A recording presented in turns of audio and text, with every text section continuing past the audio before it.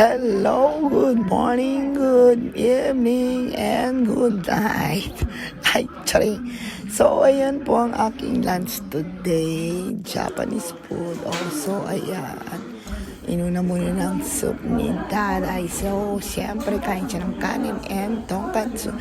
Tonkatsu lunch pala ang kanyang kinain today. Syempre, ayan. Dahil may sa rice, una niya muna ang rice. So, ayan, diba, with salad. Oh, ayan, salad again.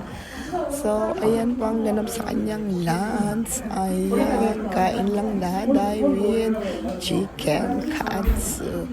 Oh, diba, sarap-sarap ng kain niya. So, ayan, bago siya kumain, sumubo. Nalit ang kanyang intaday kimas. So, ayan, see you, love.